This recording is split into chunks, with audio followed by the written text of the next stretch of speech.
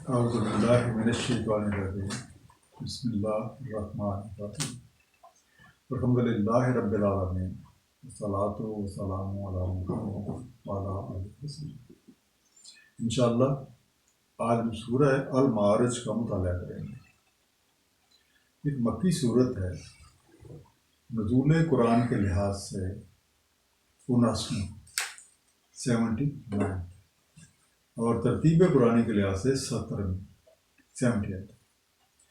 اس میں کل 44 آیات ہیں جو کہ 2 رکوع پہ مشتمل ہیں۔ لفظ المعارج کا روٹ ارج عین ر جیم ہے اور ارج کا مفہوم اوپر چڑھنے کے ہے، اور اس کا ایک مفہوم عارضی یا مستقل جھکاؤ اور ٹیڑھے پن کے بھی ہیں، اور اسی کا ایک مفہوم بلندی اور ارتقاء کے بھی ہیں، اور اس کے علاوہ ہمیں ایک اور مفہوم اس کا ملتا ہے، وہ ہے اوپر چڑھنا اور آگے بڑھنا۔ اسی روٹ سے معراج کا لفظ بھی بنتا ہے، لیکن معراج کا لفظ قرآن کریم میں موجود نہیں ہے۔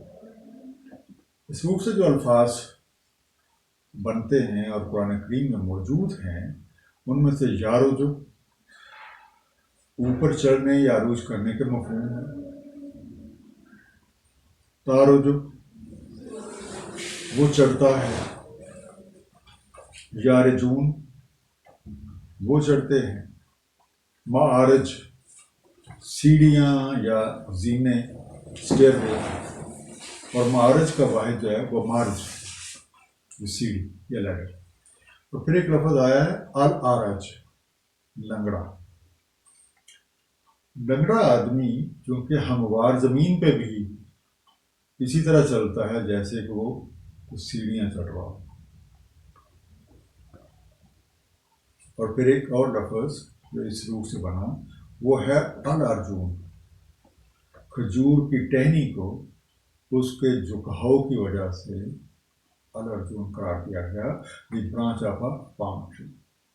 اس دعا کے ساتھ اللہ تعالیٰ نبی پاک صلی اللہ علیہ وآلہ وسلم کی وساطت سے ہم سب کو قرآن کریم کا صحیح مفہوم عطا فرمائے۔ آئیے مطالعہ قرآن کا آغاز کرتے ہیں۔ سورہ المعارج۔ بسم اللہ الرحمن الرحیم۔ سأل سائل بعذاب واقع۔ سوال کیا ایک سائل نے ایک واقعہ ہونے والے عذاب کے بارے میں۔ للکافرین لیس لہ دافع۔ کافروں کے لیے نہیں ہے اسے کوئی دفع کرنے والا۔ من اللہ ذی المعارج، اللہ تعالیٰ سے جو صاحب معارج ہے۔ دافع کا لفظ یہ دفع سے بنا، دال فے عین، اس سے دفع کرنے والا، اس سے کو بچانے والا، want to defend or repel۔ المعارج جیسے پہلے بھی عرض کیا کہ اس کا روٹ ارج ہے۔ المعارج سے مراد ذرائع عروج بھی ہیں، اسے آپ زینے بھی کہہ سکتے ہیں، سیڑھیاں بھی کہہ سکتے ہیں، stairways, ways to ascend. ذیل معارج کی ٹرمنالوجی استعمال ہوئی جس کا مفہوم ہے سیڑھیوں والا۔ ہم اس سے مراد کوئی ایسی ہستی یا ذات بھی لے سکتے ہیں جو تمام اشیاء کو ان کی ارتقائی منازل طے کراتا ہے۔ یعنی معارج میں 2 طرح کی حرکت شامل ہوتی ہے، ایک آگے بڑھنا اور ایک اوپر چڑھنا۔ آج نمبر 1 پہ غور کرنے سے یہ معلوم ہوتا ہے کہ یہ سوال یا یہ تقاضا مخالفین حق ہی کر سکتے ہیں کہ جس عذاب کے بارے میں انہیں متنبع کیا جا رہا ہے وہ اس کے بارے میں پوچھتے ہیں کہ وہ آتا کیوں نہیں ہے۔ اور اسی سے اگلی آیت میں یہ بات واضح کر دی گئی کہ جس چیز کا تم لوگ تقاضا کر رہے ہو وہ کوئی دل خوشکن بات نہیں ہے، بلکہ کافروں پہ جب وہ آفت آ جائے گی تو اسے کوئی روک نہیں سکتا، اور یہ سب کچھ اللہ تعالیٰ کے قوانین مکافات کے مطابق ہوتا ہے۔ ترج الملائکۃ والروح الیہ فی یوم کان مقدارہ 50 الف سنہ، عروج کرتے ہیں ملائکہ روح اس کی طرف ایک روز میں، اس کی مقدار 50,000 برس ہے۔ فاصبر، بس صبر کیجیے، صبرا جمیلا، ایک صبر جمیل۔ انہم یرونہ بعیدا، بے شک وہ اسے دیکھتے ہیں بعید، ونراہ قریبا، اور ہم اسے دیکھتے ہیں قریب۔ بعید، بعید کا روٹ بعد، بے این دا، بہت دور، ڈسٹینٹ، فار۔ اب قوانین ربی کے مطابق کسی بھی چیز کا آغاز ایک غیر محسوس انداز میں ہوتا ہے، پھر کائناتی قوتیں اس منصوبے کو ارتقائی منازل طے کراتے ہوئے آگے بڑھاتی ہیں۔ یہ مراحل چھوٹے بھی ہو سکتے ہیں اور یہ مراحل بڑے بھی ہو سکتے ہیں۔ انفرادی اور قومی ترقی کا بھی یہی طریقہ ہے۔ سورہ الحج آیت نمبر 47، آیت نمبر 4 جو ہے اس کے حوالے سے اس آیت کو جب دیکھا جاتا ہے تو اس میں ارشاد ہے، اور اجرت مچا رہے ہیں آپ سے عذاب کے بارے میں، اور ہر دن اخلاف کرتا اللہ تعالیٰ اپنے وعدے کے، اور بے شک تمہارے رب کے ہاں ایک یوم جیسے 1000 برس جیسے تم شمار کرتے ہیں۔ اسی طرح سورہ سجدہ آیت نمبر 5، تدبیر فرماتا ہے امر کی آسمان سے زمین کی طرف، پھر چڑھتا ہے اس کی طرف ایک یوم میں جس کی مقدار 1000 برس ہے جیسے تم گنتی کرتے ہو۔ سو اس لیے اے داعی حق، ان لوگوں کی باتوں سے پریشان ہونے کی قطعاً کوئی ضرورت نہیں ہے۔ آپ اپنا کام حسن انداز سے کیے جائیں، ثابت قدم رہیں۔ عذاب کا وعدہ اپنے وقت پر تکمیل کو پہنچ کر رہتا ہے۔ یوم تکون السماء کالمہل، جس روز ہو جائے آسمان تلچھٹ کی طرح، وتکون الجبال کالعہن، اور ہو جائیں پہاڑ اون کی طرح، ولا یسأل حمیم حمیما، اور نہ پوچھے کوئی جگری دوست کسی جگری دوست کو۔ کالمہل، یہ اصل لفظ ہے محل، جو میم کے لام سے بنتا ہے، بچا کھچا، جیسے کوئی قابل ذیاع چیز، یا جیسے کوئی چیز جو چھوڑ دی جاتی ہو as a waste, like drugs, like a residue, like a waste or something which is to be put off۔ کل اہن، اس کا بھی اصل لفظ اہن ہے، این ہے نون سے بنا، اون کی طرح، لائک وول۔ وہ آیت نمبر 8 اور آیت نمبر 9، ان کو جب آپ ملا کے دیکھتے ہیں تو جب عذاب کا موقع آ پہنچے گا تو اس وقت بڑے بڑے دعوے داروں کی قوتیں، سرفرازیاں، سر بلندیاں، سب کچھ ڈھیر ہو جائے گا، اور اس وقت جو پہاڑ کی طرح مستحکم نظر آ رہے ہیں یہ سارے کے سارے بالکل بے وقت ہو کے رہ جائیں گے۔ اور آیت نمبر 10 میں ہمیں اس طرح کی کچھ صورتحال کا اندازہ ہوتا ہے کہ صورتحال کچھ طریقے کی ہوگی کہ عزیز سے عزیز دوست بھی ایک دوسرے کو نہیں پوچھیں گے۔ جو بصرونہ ہوں، دکھائے جاتے ہیں انہیں، وہ دوست ہیں، وہ ایک دوسرے کو دیکھ بھی رہے ہیں۔ یود المجرم، تو آرزو مند ہے مجرم، لو یفتدی من عذاب یومئذ بنبی، کہ اگر فدیۃً دے پائیں اس روز کے عذاب سے اپنے بیٹوں کو، وہ صاحباتہ، اپنی صاحبہ کو، وہ آخی ہے اپنے بھائی کو، وسیلات ہلاتی تو بھی ہے، اور اپنا گرہانہ جو اسے پناہ دیتا رہا، وَمَنْ فِي الْأَرْضِ جَمِيعًا ثُمَّ يُنْجِي، اور جو کچھ بھی زمین میں ہے سارے کا سارا، اور پھر اسے یہ نجات دلا دے، یفتدی فدی سے بنا، فی دال سے رہائی کے بدلے دے ڈالے، رینسمس، فصیل آتے ہی فصل سے بنا، فی سوات لام، فصیل رشتوں کا حصار ہے، یا آپ کہہ سکتے ہیں خاندان، ہز نیئرسٹ کنڈر، قریبی رشتے دار۔ اب افراتفری کا یہ عالم ہوگا جب وہ عذاب واقعہ ہو جائے گا کہ جگری دوست باوجود اس کے وہ ایک دوسرے کو دیکھ رہے ہوں گے کہ دوسرا میرا دوست کس مصیبت میں ہے، کوئی کسی کو نہیں پوچھے گا کیونکہ ہر ایک کو اپنی اپنی پڑے ہوگی۔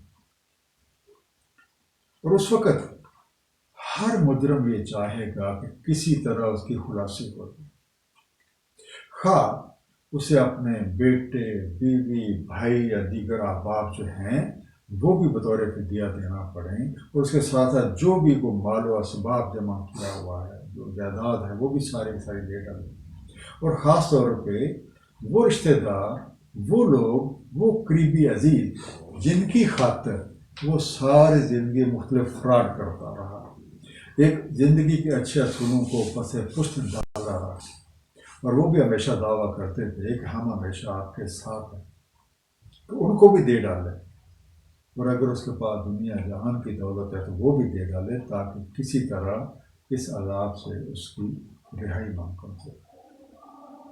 کلا، ہرگز یہ بات پاسبل نہیں ہے، انہا لظیٰ، بے شک وہ تو ایک شعلہ دان آگ ہے، نزعۃ للشویٰ، کھینچ لینے والی، کھال بھون ڈالنے والی، تدعو من ادبر وتولی، وہ بلا رہی ہے، وہ بلاتی ہے جو کوئی پیٹھ پھیرے اور منہ موڑے رکھے، کس بات سے؟ حق سے، وجمع فاوعی، اب وہ شخص جو جمع کرتا رہتا ہے سو روک کے رکھتا ہے، ایسوں کو وہ پکار رہی ہے جو حق سے دور رہتے ہیں اور مال جمع کر کے رکھتے ہیں، اسے اپنے وقت روک کے رکھتے ہیں۔ لشوا، شبی سے بنا، شین واو شے، بھون ڈالنے والی، بعض کا اس کا میننگ کھال بھوننے والی بھی لیا جاتا ہے، لیکن اس کا ایک اور میننگ ہے انتہائی شدت انگیز، روسٹنگ، ڈٹ اسکیل اسکن، فاوعی، وائی سے بنا، واو این شے، سنیت کر رکھتا ہے، سنبھال کے رکھتا ہے، so withholds it, holds it, preserves it۔ آیت نمبر 15 پہ غور کیجیے، خواہشات اپنی جگہ کہ میری کسی طریقے سے خلاصی ہو جائے، لیکن کوئی بھی مجرم قوانین ربی سے بچ کے نہیں جا سکتا، اور یہ عذاب اس کی ہر طرح کی صلاحیتوں کو معطل کر کے رکھ دیتا ہے۔ وہ عذاب کچھ دور نہیں ہے، بلکہ آوازیں دے کے ہر شخص کو بلا رہا ہے جو حق سے منہ موڑ کے اپنی مرضی کی راہ پہ چل رہا ہے۔ تو ان کی سب سے پہلی غلطی ایسے مجرموں کی، وہ تو حق سے منہ موڑنا ہے، اور دوسرا مال و دولت، اسباب زندگی جو اللہ تعالیٰ نے انہیں دے رکھے ہیں اس کو محض اپنی ذات تک محدود کرنا۔ اسی طرح کے لوگوں کا تذکرہ سورہ الحمزہ کی آیت نمبر 2 میں ہے، جس کا ترجمہ ہے کہ جس نے مال جمع کیا اور گن کے رکھا اور اصحاب لگائے ہوئے ہے کہ اس کا مال یوں ہی اس کے ساتھ رہے گا۔ ان الانسان خلق ہلوعا، بے شک انسان خلق ہوا ہے بے چین، اذا مسہ الشر جزوعا، تو جب مس کرتی ہے اسے کوئی تکلیف تو بڑا جزبز ہوتا ہے، وَإِذَا مَسَّهُ الْخَيْرُ مَنُوعًا، اور جب مس کرتی ہے اسے کوئی بھلائی تو مانے ہوتا ہے۔ حلوا حلا سے بنا، ہے لام این بہت بے صبر، تھوڑ دل، ویری امپیشنٹ، ویری انکشیس، جزوا جزا سے بنا، جیم زے این ماتم کرنے لگ جاتا ہے، بے قرار ہو جاتا ہے، اداس ہو جاتا ہے، be wailing, become intolerant, become sad, منوا منع سے بنا، می نو این رکاوٹ ڈالنے والا، روک رکھنے والا، فاربیڈر، ہنڈرر، پریونٹر۔ انسان یعنی وہ شخص جو وحی الہیہ کے مطابق زندگی بسر نہیں کرتا، تو پھر وہ کس طریقے سے ایک حیوانی انداز میں رہتا ہے، کس قدر وہ تنگ دل ہو جاتا ہے، بھوکا ہو جاتا ہے اور بے صبر ہو جاتا ہے۔ ان آیتوں میں ہمیں یہ پتہ چلتا ہے کہ اس کی بے صبری کا یہ عالم ہے کہ ذرا سی تکلیف پہنچتی ہے تو واہ ویلا مچانے لگ جاتا ہے، اور تنگ دل ایسا کہ سب کچھ ملنے کے باوجود بھی کچھ نہیں کہ رٹ لگاتے ہیں۔ نیت کا ایسا بھوکا ہے کہ جب کچھ مال و دولت مل جاتا ہے تو خواہ اس کی ضرورت سے زائد ہی کیوں نہ ہو، وہ کسی بھی ضرورت مند کو دینے کو تیار نہیں ہوتا۔ اب لفظ انسان پہ غور کریں۔ بعض زبان دانوں کے مطابق اس لفظ کی اصل نسی نون سین یہ ہے، یعنی پھول جانے والا، اور اس کے مطابق انسان وہ فرد ہے جو اپنے رب کریم سے کیے ہوئے وعدے یعنی اپنے مقصد تخلیق کو بھولا ہوا ہے، اسی لیے اپنے اصل کی بجائے ظاہر میں الجھا رہتا ہے۔ الانسان کی جو خصوصیات قرآن کریم میں بیان ہوئی ہیں، ان میں کمزور، بے صبر، ناشکر، جلد باز، ظالم، جاہل، جلدی خوش اور جلدی مایوس ہونے والا، کنجوس، جھگڑالو، پہلو طے کرنے والا، تنگ دل، سرکش اور ناقدر شناس شامل۔ الا المصلین سوائے صلاۃ والے، الذین ہم علی صلاتہم دائمون، وہ جو اپنے صلاۃ پر مداومت رکھتے ہیں، والذین فی اموالہم حق معلوم، اور جن کے اموال میں ایک حق معلوم ہے، للسائل والمحروم، سائل کے لیے اور محروم کے لیے۔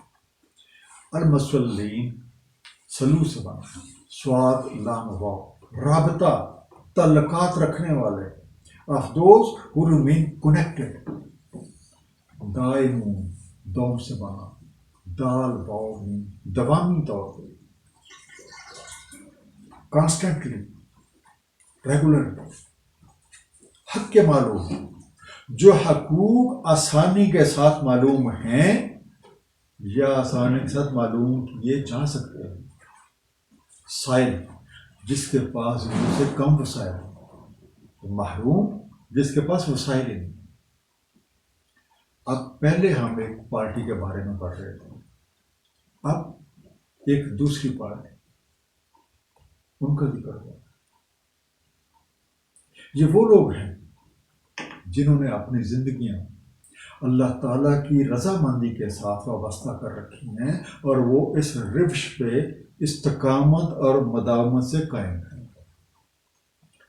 ایسے لوگ تنگ دلی کی بجائے کشادہ ظرفی کا مظاہرہ کرتے ہیں، اور اللہ تعالیٰ کے دیے ہوئے مال و اسباب کو محض اپنی ذات کے لیے نہیں بلکہ مفاد عامہ کے لیے استعمال کرتے ہیں، اللہ کی مخلوق پہ خرچ کرتے ہیں۔ اور ایسے لوگ ہوا سورہ البقرہ کی آیت نمبر 219 کی تفسیر ہے، اور آپ سے پوچھتے ہیں کتنا خرچ کریں۔ کہہ دیں جو بھی تمہاری ضرورت سے زائد ہو. اس طرح روشن فرماتا ہے اللہ تعالیٰ اپنی آیتوں کو تفکر کر. والذین یصدقون بیوم الدین، اور جو تصدیق کرتے ہیں یوم الدین کی. والذین هم من عذاب رب مشفقون، اور جو اپنے رب کے عذاب سے تشویش مند رہتے ہیں. ان عذاب رب غیر معمول، بے شک ان کے رب کے عذاب غیر معمول. مشفقون شفق سے بنا، شین فیقا کسی خطرے سے بچنے کے اقدامات کرنا. Those who remain on guard،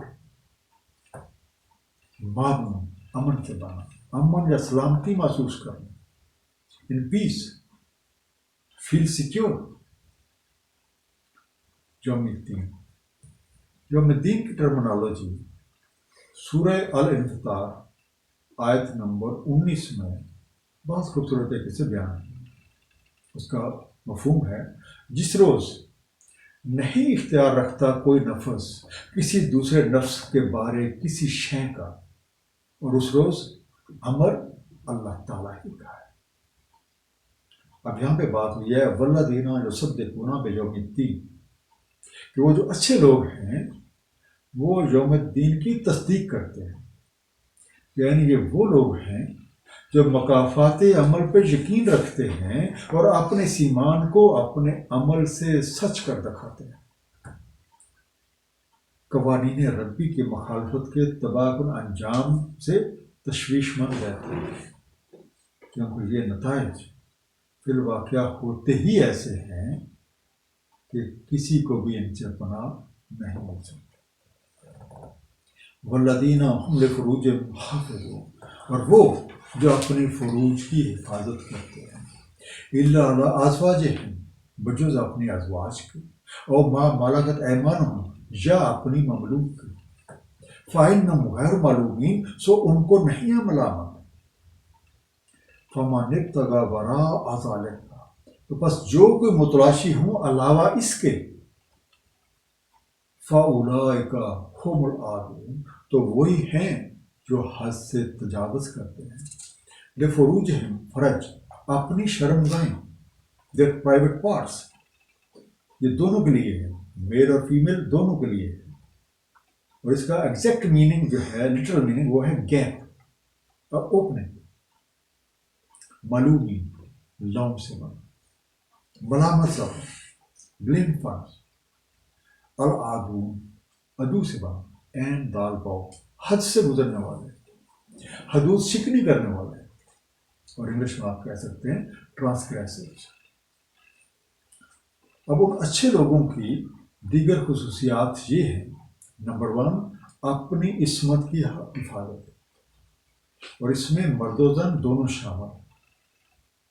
لیکن اس کا مطلب یہ نہیں ہے کہ وہ راہبانہ زندگی گزارتے ہیں، بلکہ وہ اپنے تعلقات کو حدود اللہ کے تحت رکھتے ہیں. انہی الفاظ کے ساتھ یہ بات سورہ المومنون کی آیت نمبر 5، 6 اور 7 میں بیان کی گئی. مفہوم؟ اور وہ جو اپنی عصمت کی حفاظت کرتے ہیں بجز اپنے ازواج یا ملکیت زمین کے، سو ان کو نہیں ہے کوئی ملامت. بس جو کوئی متلاشی ہو اس کے علاوہ تو وہی ہیں جو حد سے بڑھتے ہیں. عصمت کی حفاظت مرد و زن دونوں کی ذمہ داری ہے، کیونکہ معاشرہ انہی دونوں کے اشتراک سے تشکیل پاتا ہے. اب میں چاہتا ہوں تھوڑی سی بات لونڈیوں کے بارے میں، کیونکہ اکثر ملکت ایمان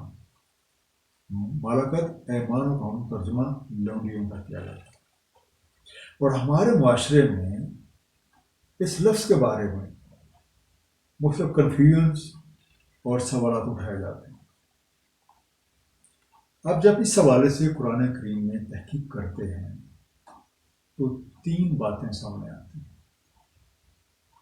سب سے پہلی بات، جس وقت قرآن کریم نازل ہوا تھا تو اس وقت غلاموں کا، لونڈیوں کا ایک سلسلہ تھا. خرید و فروخت بھی ہوتی تھی. تو سب سے پہلے اس زمانے میں جو سد باب کیا گیا وہ تھا مکاتبت. تو ظاہر جس نے خریدے ہیں اس نے کو پیسے خرچ کیے ہیں. تو قرآن کریم نے مکاتبت کا کانسیپٹ دیا کہ ان کے ساتھ ایک معاہدہ کر لیں کہ تمہارے اوپر اتنے پیسے خرچ ہوئے ہیں، آپ میری ملازمت کرو یا کوئی اور ملازمت کرو، ان کے ساتھ معاوضہ طے کر لیا جائے اور تھوڑا تھوڑا تھوڑا وہ پے کرتے رہیں، اور جب وہ سارا پے آف کر دیں پے آف فری. اس کا ثبوت آپ کو ملے گا سورہ النور کی آیت نمبر 33. اب دوسرا، ایک تو موجودہ حالات کا ہو گیا، دوسرا تھا آئندہ کیا لاہ عمل ہوگا.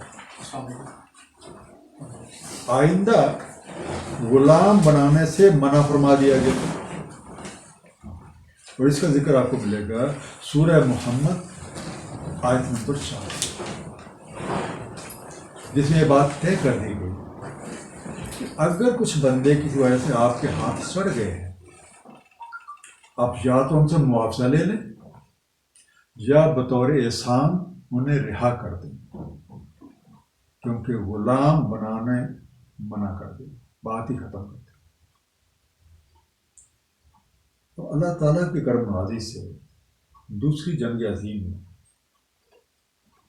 اس کے خاتمے پہ اقوام عالم اس بات پہ متفق ہوئے کہ اس دنیا سے غلام بنانا اور غلاموں کی تجارت ختم کر دی.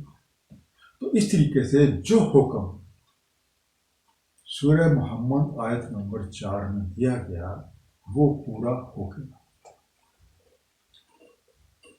اب قرآن کریم نے مستقبل میں اس کی جو بھی مختلف شکلیں سامنے آ سکتی ہیں اس کا بھی سد باب کیا، جس کا ذکر آپ کو سورہ نساء آیت نمبر 25 میں ملے گا. مثال کے طور پہ ایک ملک دوسرے پہ حملہ کرتا ہے تو یہ پاسبل ہے کہ دوسرے ملک کا کچھ علاقہ اس نے قبضہ کر لیا. جب علاقے پہ قبضہ کر لیا ہے، وی ایزیوم کہ جس ملک کا وہ علاقہ تھا وہ اس قابل نہیں ہے کہ وہ اپنا علاقہ واپس لے سکے. یہ قسم کا پرماننٹ بیسس پہ انیکس ہو گیا. اب وہاں پہ سارے لوگ ہیں، بچے بچیاں، بڑے بوڑھے، سارے ہر طرح کے لوگ. اب یہ لوگ جو ہیں ان کی دیکھ بھال کی ذمہ داری قرآن کریم نے اس حکومت کے ذمہ کی ہے، اور ساتھ گائیڈ لائن یہ دی ہے کہ ان لوگوں کو بھی مین سٹریم میں لایا جائے، ان کو بالکل چھوڑ نہ دیا جائے، اور نہ ان کو ٹوٹلی اتنا دبا دیا جائے کہ وہ ختم ہو جائیں، بلکہ ان کو سلولی گریجولی مین سٹریم میں لایا جائے تاکہ وہ بھی معاشرے کے ایک اچھے اور مفید رکن ثابت ہو سکے. ایک چیز جو میں چاہتا ہوں آپ کو کلیئر رہے کہ آپ کے جو ملازمین ہیں وہ اس زمرے میں نہیں آتے، ان تینوں کیٹیگریز میں کسی میں بھی نہیں آتے. وہ آپ نے خرید نہیں رکھے، وہ بحیثیت انسان بالکل برابر حقوق رکھتا ہے. باقی یہ دنیا کا نظام ہے کہ کوئی آقا ہے تو کوئی ملازم ہے. ان سب احکامات کو قرآن کریم میں بیان کرنے کی بہت ساری حکمتیں ہیں. مثلا جہاں پہ پوری نماز کا ذکر ہے تو وہاں پہ قصر کا بھی ہے، جہاں پہ آ گیا ہے تو وہاں پہ تیمم کا بھی ہے. مقصد یہ ہے کہ جو صورتحال ہو اس صورتحال سے نمٹنے کے لیے آپ کے پاس ہر طرح کی معلومات اویلیبل ہے، اور جو صورتحال ہے اس کے مطابق آپ کر لیں. کہ ظاہر ہے جب قصر کا وقت ہے تو پھر آپ پوری نہیں پڑھیں گے، آپ کے اوپر قصر کے احکامات جو ہیں وہ لاگو ہوں گے. اسی طرح اگر تیمم کا موقع ہے تو پھر وضو والی شرط ختم ہو جاتی ہے، تیمم والی دیٹ وڈ ٹیک پریسیڈنس.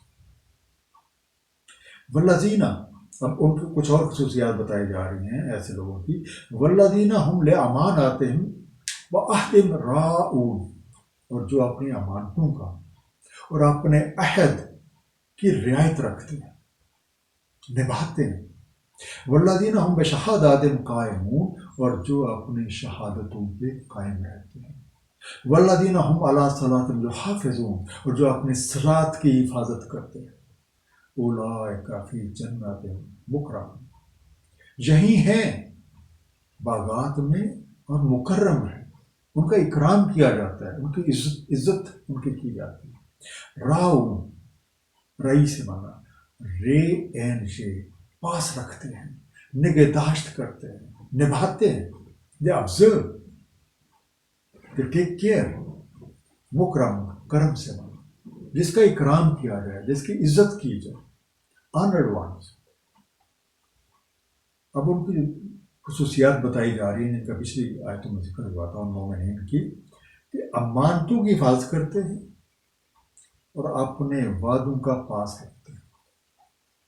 امانت میں ہر وہ چیز شامل ہے جسے انسان کسی دوسرے کو سونپ کے خود امن میں فیل کرے. اسی طرح وعدوں کی حیثیت انفرادی وعدوں کی بھی ہے جو آپ نے معاشرے میں کیے، اور جو قومیں ایک دوسرے کے ساتھ معاشرے کرتے ہیں جنہیں آپ کہتے ہیں بین الاقوامی معاہدات، وہ بھی شامل ہے. سورہ المومنون آیت نمبر 8 میں بھی تقریباً انہی الفاظ میں یہ بات بیان ہو چکی ہے. اور وہ جو اپنی امانتوں اور اپنے وعدوں کا لحاظ رکھتے ہیں. اب امانت کی پاسداری کے لحاظ سے دو باتیں فوری طور پہ میرے ذہن میں آتی ہیں. سب سے پہلے تو نبی پاک صلی اللہ علیہ وآلہ وسلم کی حیات طیبہ کا ایک واقعہ. سرکار صلی اللہ علیہ وسلم کی بعثت سے کئی سال پہلے ایک آتش زدگی کی وجہ سے کعبہ کی دیواروں کو بہت نقصان پہنچا، اور اس وقت جو لوگ تھے ایک فیصلہ کیا گیا کہ ان دیواروں کو گرا کے تو نئے سرے سے کعبہ کی تعمیر کی جائے.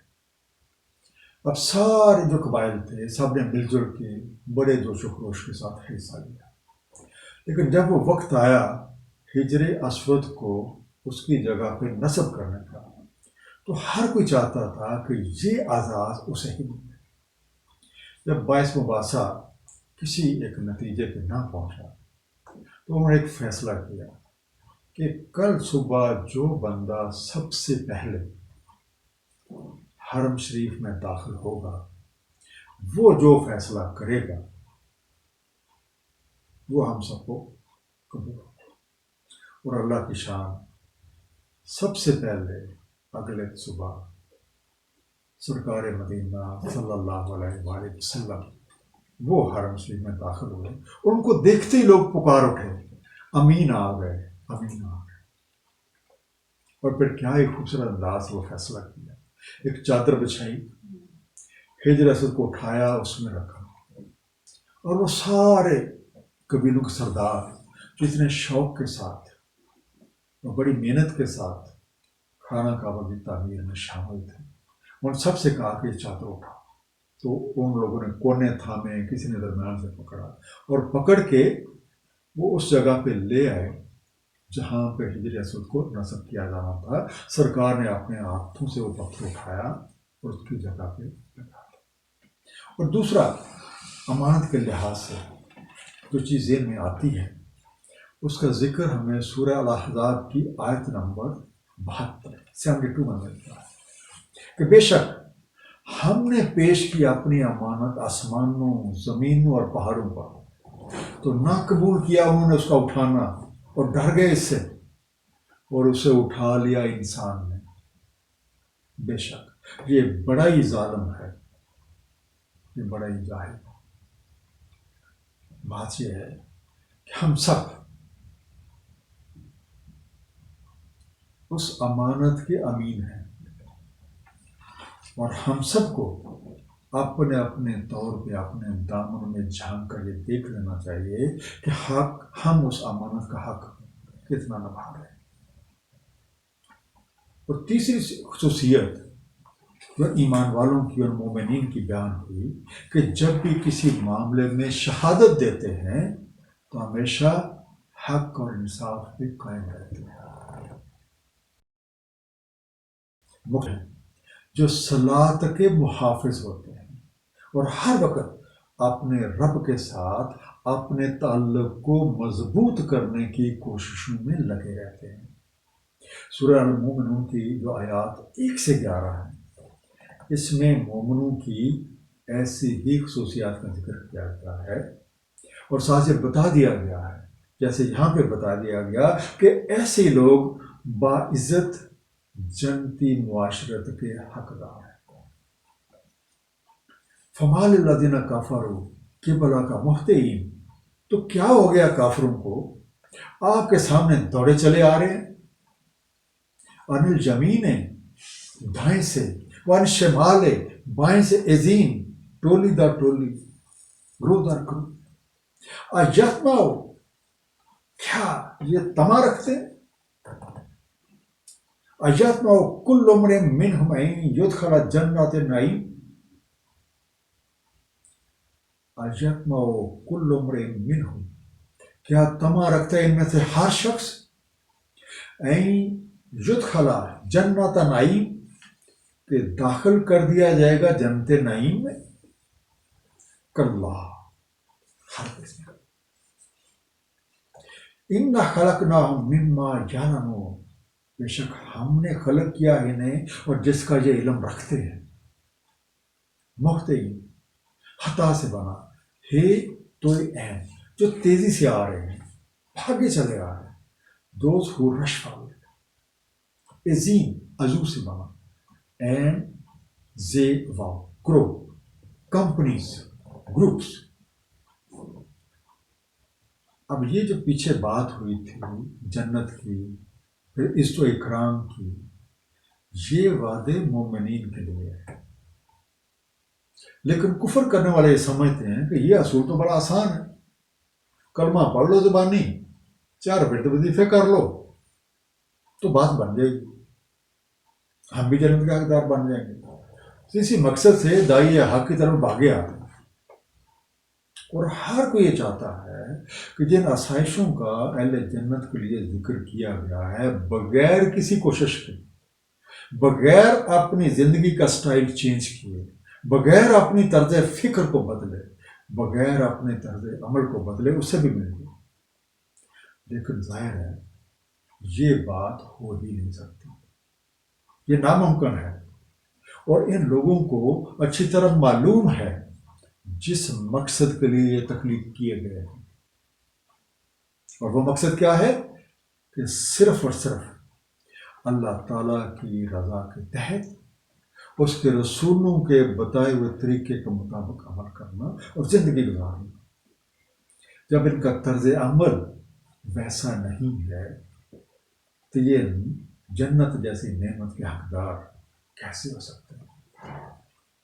فلا اقسم برب المشارق والمغارب، بس نہیں، مجھے قسم ہے مشارق اور مغارب کے رب کی، ان لقادرون، کہ بے شک ہم قادر ہیں، ہم قدرت رکھتے ہیں، الا نبدل خیر منہم، اس پر کہ بدل کر لے آئیں ان سے بہتر لوگ، وما نحن بمسبوقین، اور نہیں ہے کوئی ہم سے سبقت لے جانے والا۔ فذرہم، تو پڑا رہنے دیں انہیں، چھوڑ دیں انہیں، دفع کریں انہیں، یخوضوا ویلعبوا، بےہودہ باتیں بناتے ہوئے، کھیل تماشوں میں کرتے ہوئے، حتیٰ یلاقوا یومہم الذی یوعدون، یہاں تک کہ جا ملیں اس مرحلے کو جس کا ان سے وعدہ کیا گیا ہے، یا وعدہ کیا جا چکا ہے۔ نبدلا، بدل، ہم بدل ڈالیں، بھی ریپلیس، بے مسبوقین، سبق سے بنا، سین بے کا، سبقت لے جانا، آگے نکل جانا، آگے بڑھ جانا، ٹو بی آؤٹ رن۔ تھوڑا سا غور کریں، ہر سو اللہ کی بادشاہی، اور جو لوگ بھی انسانی معاشروں میں حق کی راہ میں رکاوٹ بنے ہوئے ہیں، اللہ تعالیٰ کو یہ مکمل قدرت حاصل ہے کہ ان کی جگہ ایسے لوگوں کو اٹھا کھڑا کرے جو ان سے کہیں بہتر ہو، کیونکہ کوئی بھی چیز اللہ کی قبضہ قدرت سے باہر نہیں۔ اس لیے اے دائی حق، آپ ان لوگوں کی پرواہ مت کریں، ان لوگوں کو خاطر میں نہ لائیں، انہیں بیکار بحثوں میں، بیکار کھیل کود میں پڑا رہنا ہے۔ جس زندگی کا انہوں نے مذاق بنا رکھا ہے اور جس روش پہ یہ چل رہے ہیں، اس کا نتیجہ سوائے تباہی اور بربادی کا اور کچھ نہیں ہے۔ سورہ محمد آیت نمبر 38، اس میں ہمیں ذکر ملتا ہے، سنو تم وہ ہو کہ تمہیں دعوت دی جا رہی ہے کہ تم خرچ کرو اللہ کی راہ میں، تو تم میں سے کچھ بخل کرتے ہیں۔ تو جو کوئی بھی بخل کرتا ہے تو بلا شبہ وہ بخل کرتا ہے اپنے ہی لیے۔ اللہ تعالیٰ غنی ہے، تم فقیر ہو، اور اگر تم روح گردانی کرو گے تو تبدیل کر دے گا تمہیں ایک قوم غیر سے، پھر وہ نہیں ہوں گے تمہاری طرح کے۔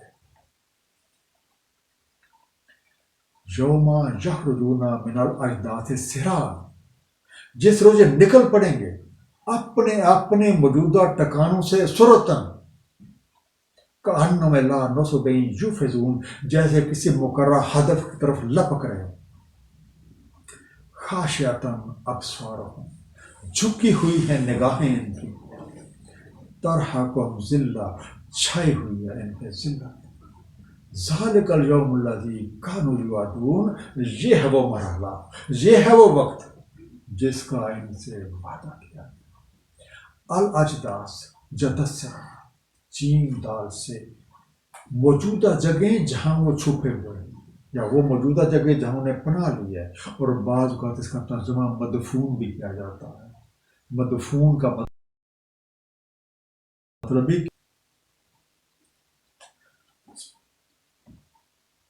اس کو آپ والٹ بھی کہہ سکتے ہیں، تو بینکوں میں والٹ سے آپ لوگ خوب جو ہے وہ آپ پریویلنگ پلیس بھی کہتے ہیں، جس وقت جس پہ موجودہ وقت میں جہاں پہ ہے۔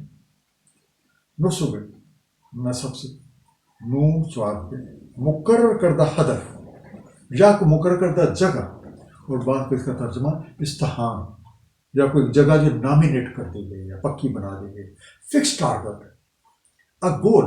گول پوسٹ پر کیا آپ کہہ سکتے ہیں، گول پوسٹ ڈیزگنیٹڈ پلیس۔ یوفضون، وفظ سے بنا، واو فیضوات، تیر کا کمان سے نکل کے ہدف کی طرف بڑھنا۔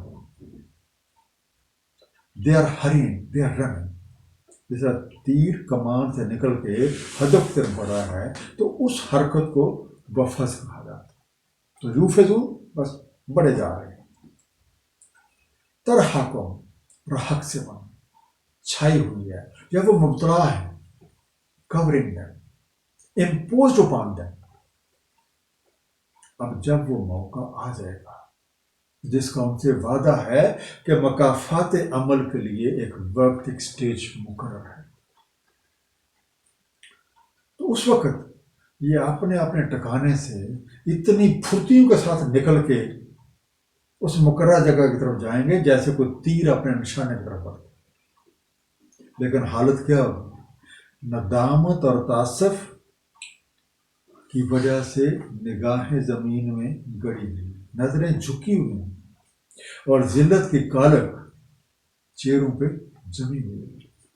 اسی طرح کا تذکرہ سورہ القمر کی آیت نمبر 6، 7 اور 8 میں ملتا ہے۔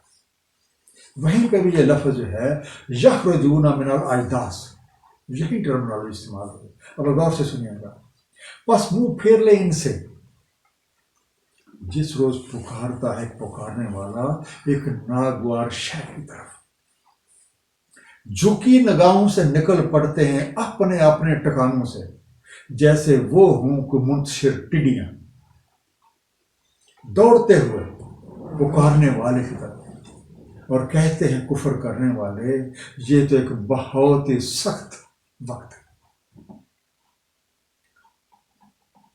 اب یہ ہے وہ مرحلہ، یہ ہے وہ وقت جس کے متعلق تمہیں بار بار یاد کروایا جاتا تھا، اور جس کے بارے میں تم تقاضا کرتے تھے کہ یہ آ کیوں نہیں جاتا۔ جیسا کہ سورت کی پہلی آیت میں ذکر ہوا کہ وہ عذاب کب واقع ہوگا، جب وہ آ جائے گا تو کوئی اس سے بچ کے نکل نہیں سکتا۔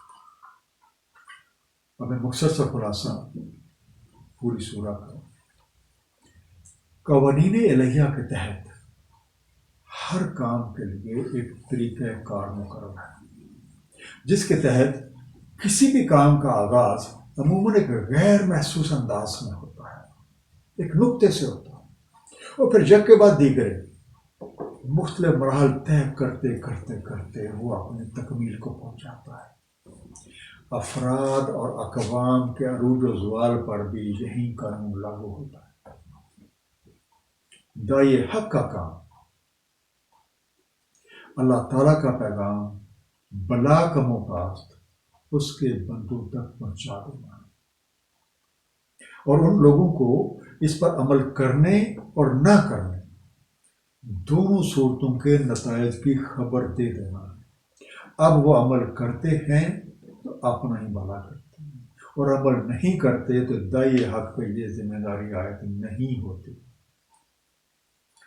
اکثر مخالفین حق اللہ کے پیغمبروں سے یا اللہ کے پیغمبروں سے یہ سوال بھی کر ڈالتے ہیں کہ جناب وہ عذاب کب آئے گا جس کے بارے میں آپ ہمیں خبردار کرتے ہیں۔ یاد رکھیں، اس طرح کے سوال ناعاقبت اندیشی کی نشانی ہے، کیونکہ جب وہ وقت آ جاتا ہے تو کوئی اسے ٹال نہیں سکتا، اور اس وقت مجرم لوگ مکافات عمل کے نتائج سے ایسے گھبرائے ہوتے ہیں کہ اپنا سب کچھ فدیۃً دے کے عذاب سے نجات کی خواہش کرتے ہیں۔ ایسا نہ کبھی ہوا ہے اور نہ ہوگا۔ ہر کسی کو اپنے اعمال کا خمیازہ خود ہی بھگتنا ہے، اور ایسے لوگ برعکس جو لوگ وحی الہیہ کے تحت اپنی زندگیاں گزارتے ہیں وہ کامیابیاں سمیٹ لیتے ہیں، اور یہ کامیابی ان کے بلند و بانگ دعووں کی وجہ سے نہیں بلکہ اعمال صالح کی وجہ سے ہوتی ہے۔ بعض لوگ یہ سمجھتے ہیں کہ جنت کا حصول بہت ہی آسان ہے، اور محض چند بڑے وظیفوں کسی نیک آدمی کے ساتھ تعلق کی بنیاد پہ وہ لوگ کامیاب ہو جائیں۔ یقین رکھیں یہ محض خوش فہمی، زندگی اعمال سے عبارت ہوتی ہے، اور یہ اعمال کرنے کا اختیار ہر کسی کے پاس نہیں ہوتا۔ اللہ تعالیٰ ہم سب کو سمجھنے اور اس پہ عمل کرنے کی توفیق عنایت فرمائیں۔